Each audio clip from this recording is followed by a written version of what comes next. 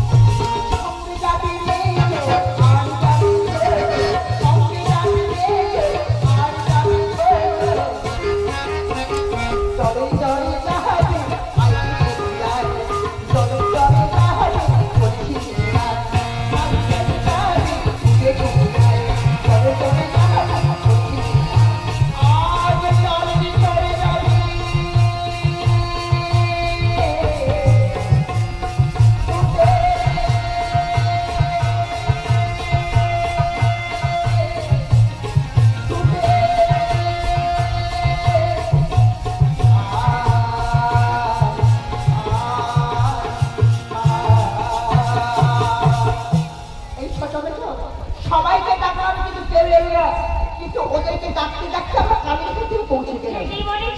আর বিলম্ব করিস না, চল আমরা একসঙ্গে হাতে ধরাধরি করি ওই কালী দহে জলে ঝাঁপ দেবো, তারপর স্নান করবো, তারপরে আমাদের কলসি খোলো করে আমরা আবার বাড়ি ফিরে যাবো। তাহলে চল আমরা সবাই মিলে একসঙ্গে জলে ঝাঁপ দেবো। দিতাই চলবে।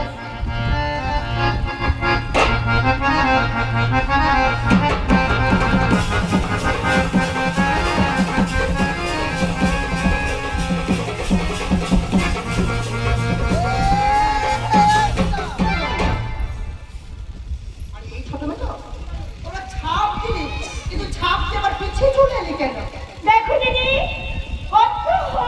আমরা এইখানে সাই করি, কিন্তু এইভাবে জলটাতে উঠার কথা কখনোই দেখি না। আর জলটা বড় উঠোন করছে, আমার মনে হচ্ছে আমাদের খাটের কিছু না কিছু একটা রয়েছে। এই ছোট তুই এক কাজ কর, তুই বরং ছুটে গিয়ে দৌড়িয়ায়, পড়ে গেলে ফলাকে ডাকা, ঠিক আছে? আমাদের হাতে কি আছে একবার দেখিয়ে চলে ছোট আর আমি দুজন একসাথেই চাই দেখে আসি। হ্যাঁ, তুই ছোটর সঙ্গে যা, কারণ তুই খেয়ে খেয়ে তার গতর করেছিস। তুই কথায় পড়ে গেলে তোকে আবার তুলতে লোক যাবে। এই গতরের কথা বলো না, বোকা লেগে গেছে। আর ধর ধর করে যাই, তাই দেখে তাই বলছি ছোট হাত ধরেই চলে যাই। যাবো আর দৌড়ে আসবো। আর দিদি তো বলবো জানো, বলবি ছোট, দিদি বলবো বলবি পাহাড়ি ঝাড়েরা তুমি তো জানো না, পাহাড়ি ঝাড়েরা তুমি তো জানো না, ঝড় ধরো আমিও আমিও ধরে আমিও ধরে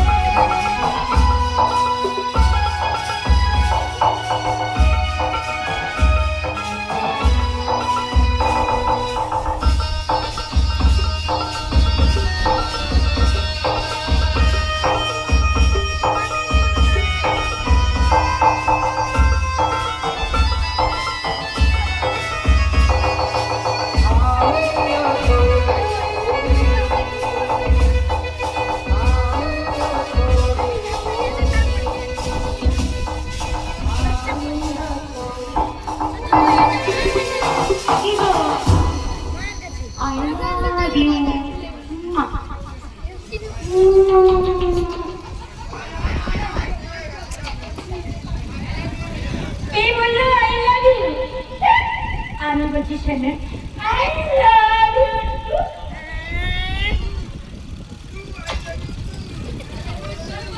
আরে এই ছোট মেজো, তোদেরকে দেখতে পাঠালাম, আমাদের হাতে কি আছে, তোরা ওখানে কি করছিস?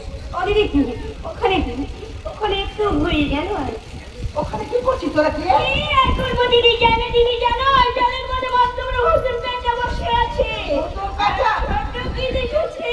ও দিদি আমি না খালের মধ্যে এত বড় মস্ত বড় একটা কালো রকমের ভূত দেখেছি। ভূত দেখেছিস?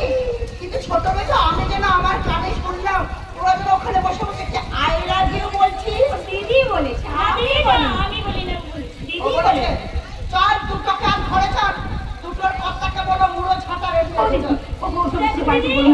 একটা ফলাকে বলবো চল, ফলা মুড়ো ছাতা রেডি আছে। এখানে যা হয়েছে তুই বাড়ির মধ্যে এসব কথা বলবি কেন? বলবো না? না বলবি না। আচ্ছা বেশ বলবো না। কিন্তু তোরা কি দেখেছিস? আমি হুতুম পেঁচা আর আমি ভূত দেখেছি। এই শোন ছোট মেজো শোন, আমাদের এখানে হুতুম পেঁচা ভূত সব কিছু না। আমার মনে হচ্ছে আমাদের হাতে অন্য কিছু হয়েছে। আমার মনে হচ্ছে আমাদের হাতে একটা মিনসে বসে রয়েছে। মানুষ হ্যাঁ মানুষ। কেন? কেন বসে আছে, কোথা থেকে এসেছে, কিবা ওর নাম, কিবা ওর পরিচয়, ও জীবিত মৃত্যু আমরা কিছু জানি না। এক কাজ করে চল, আমরা সবাই মিলে টিকেট ছড়ে ওকে একবার ডেকে দেখবো। যদি জীবিত থাকে আমাদের তাকে নিশ্চয়ই সাড়া দেবে, আর যদি মারা যায় আমরা পুনরায় আবার ওকে ওই রূপনারায়ণের নদীতে ভাসিয়ে দেবো। কি বলেন? আজকে কালী রথের জলে বসে তুমি বলো।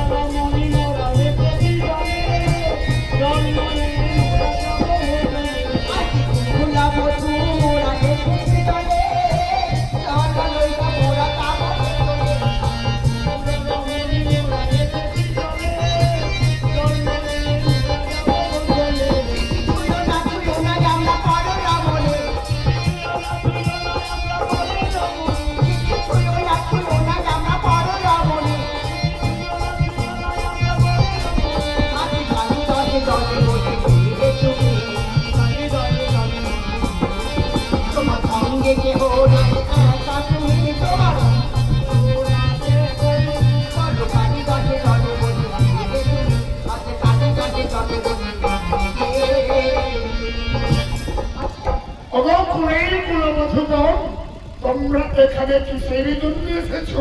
তুমি দেখতে পাও না আমরা এখানে জল নিতে স্নান করতে এসেছি। আজকের মতো অন্য ঘাটে জল নিয়ে বাড়ি ফিরে যাও। কেন কেন? আমি যে এখানে অম্বরম নাচতে হয়ে বসে রয়েছি। তা হবে না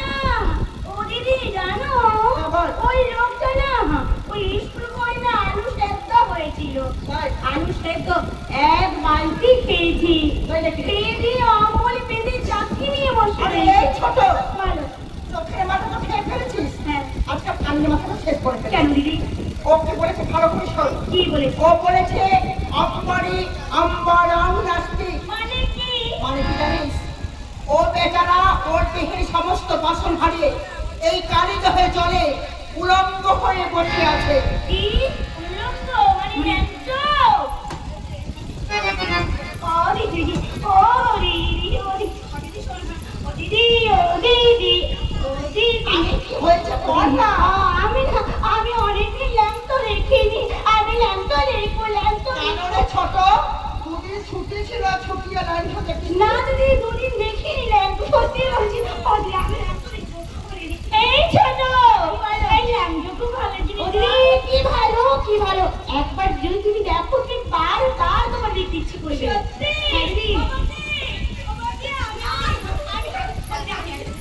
এই! একজন অপরিচিত পুরুষ মানুষ বলছে উলঙ্গ হয়ে বসে আছে আর একজনে শুনে কটকট করছে একদম। ও দিদি আমি বলছিলাম তুমি আমি এত বকা খাচ্ছি শোনো দিদি তুমি তো এত বকাবকি করছো আমাদের তুমি কি একবার বসে দেখেছো কেন রে? ওই লোকটা তো আমাদের সাথে মিথ্যে কথা বলতেও পারে হ্যাঁ মেছো, একটু আমি কোনোদিনও ভেবে দেখিস না। হ্যাঁ। ও তো আমাকে মিথ্যে কথা বলতে পারে।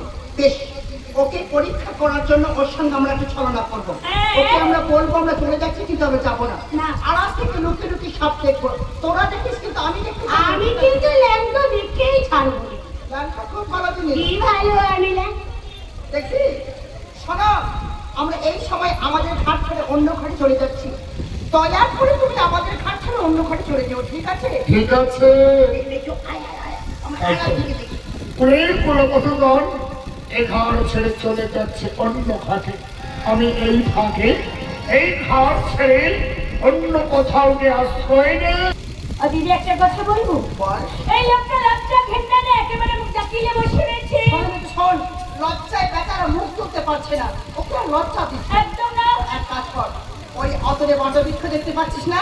ওই বটবৃক্ষের তলায় কিছুক্ষণ অপেক্ষা কর। আমি ওকে একটা সাধু প্রদীপ দিয়ে তারপর তোদের সঙ্গে যাবো বাড়ি ফিরে। ঠিক আছে দিদি তুমি এসো আমি ছোটর কাছে যাই সাবধানে যাস রে, ছোট মেজো। এই যে শুনতে পাচ্ছ? আমায় বলছো? তোমায় বলছি। ভালো কি বলবো? তোমায় কিছু সাধু উপদেশ দেবো, তুমি নেবে? নিশ্চয়ই নেব। তাহলে বলছি শোনো, ওই অতরে কে দেখাচ্ছে মহাশ্মশান ভূমি দেখতে পাচ্ছ না? শ্মশান ওখানে দেখা যাচ্ছে। আরে শ্মশান ভূমিতে দেখো অনেক বাবলা বৃক্ষ রয়েছে না? অনেক বাবলা বৃক্ষ রয়েছে। আর এই বাবলা বৃক্ষে দেখো অনেক মৃতদেহের ছিন্ন বস্ত্র কেমন হাওয়ায় গেল কাটতে না। ওগুলো আমি কি করবো? ওগুলো নিয়ে তুমি তোমার লজ্জা নিবারণ করবে। শঙ্কর!